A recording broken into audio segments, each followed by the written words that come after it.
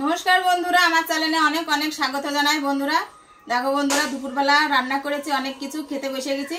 দেখো কি কি রান্না করেছি একবার বন্ধুরা দেখে নাও। এই দেখো,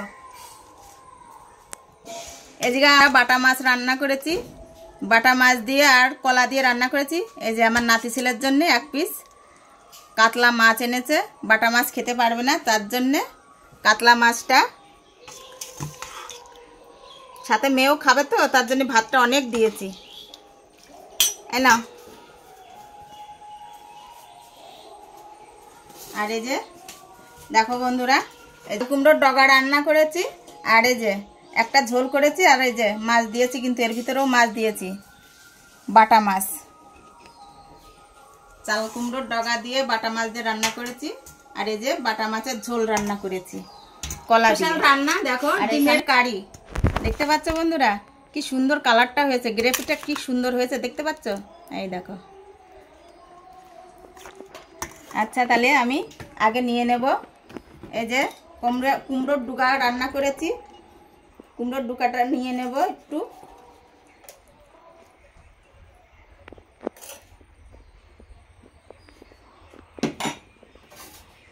ঝোলটা পাতেই নিয়ে নেব, আগে এটা খেয়ে নিই, দেখি কুমড়োর ডুগাটা কেমন হয়েছে খেতে। ও যা হয়েছে না, নতুন নতুন গাছের কুমড়োর ডগা, হেভি টেস্ট। তাতে মাছ দিয়েছি, আরো টেস্টটা বেড়েছে। আর গরম গরম ভাতে যা খেতে না,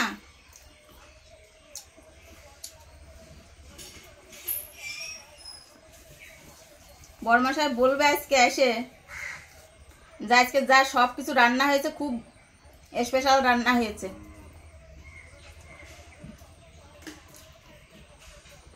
একটু মাছটা ভেঙে খেয়ে নিই।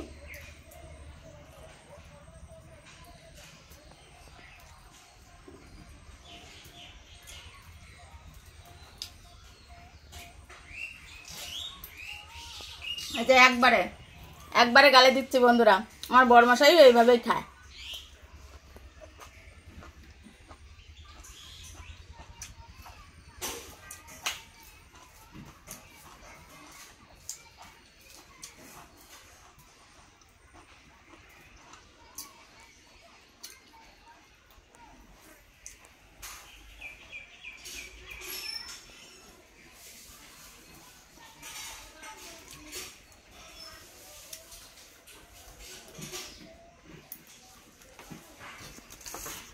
কুমড়োর ডুগার চচ্চড়ি দিয়ে খাওয়া হয়ে গেল।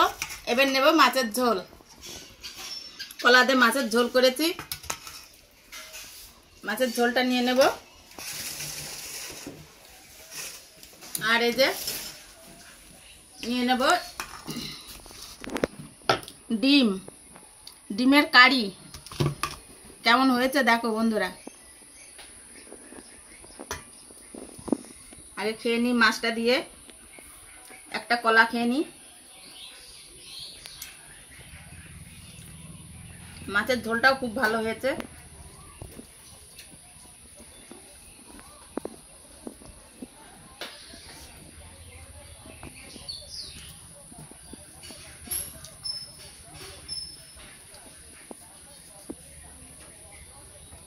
বাটা মাছ বেশ মিষ্টি মিষ্টি খেতে, তো ভালোই লাগে।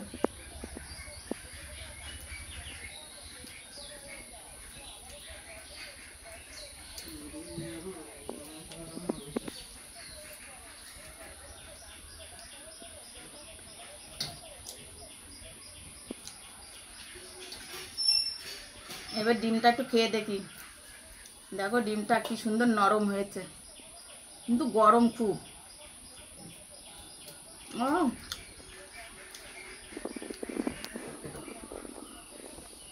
কিন্তু দুঃখের বিষয়, আমার নাতি ছেলে ডিমটা খেতে পারবে না, ওই জন্যে ওর মাছের ঝোল করে দিয়েছি। ডিমটা খেলে ওর খুব অ্যালার্জি হচ্ছে, আমরাই খাবো ডিমটা। আর বড়মশাই বলেছে আমার 3টে দেবে ডিম, বেশি করে রান্না করবে, তাই আমি বেশি করে রান্না করেছি।